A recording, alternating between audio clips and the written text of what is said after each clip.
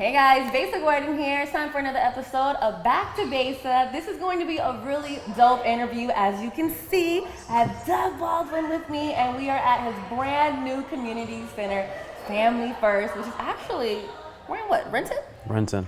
How are you doing? I'm tired. Tell me about it. Now, one of the things I asked Doug Baldwin was, why Renton? About a half a mile south of here. That's where myself and Richard Sherman, we rented a house to live when we first got here.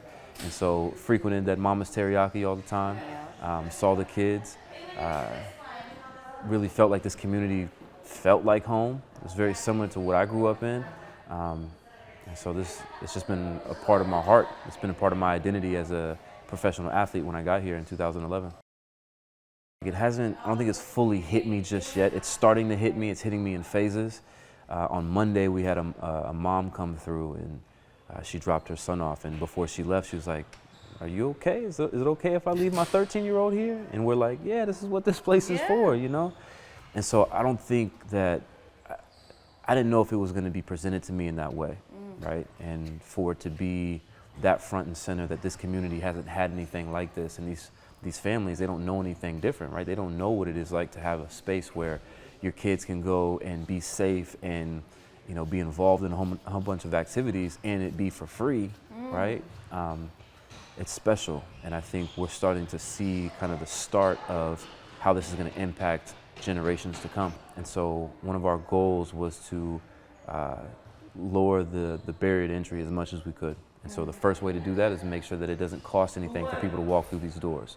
Now there will be some programming that we bring in from third parties that they may charge, but overall the access to this building and, you know, kind of the major activities that we have here, it won't cost the community anything. So we tried to stuff this building with as many resources and services as we possibly could. So you're right, so at the very beginning of this we have a community gathering space, and we also put a demo kitchen in.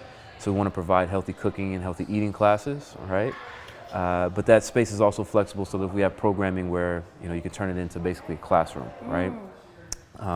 We have a maker space right here.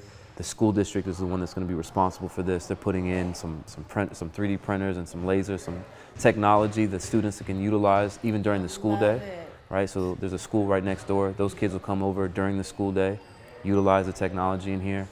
Other schools in the area, they'll be able to utilize the space as well. Really giving these kids a different perspective, right? Being able to come to a community center that does have some programming for them as students, just expanding their knowledge base and information that they may not be privy to or exposed to otherwise, right? Keep going down this hallway.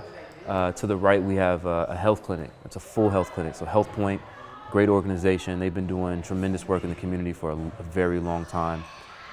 We partnered with them, so they have a full 8 clinic rooms in there. So they're going to be providing general health services, also dental services, and behavioral health. And so we're pretty sure that this is the first community center in the state that provides both healthcare, dental care, and behavioral health care all in one facility, as well as a community center. And we're still looking around, but we think it's also the first one in the country as well.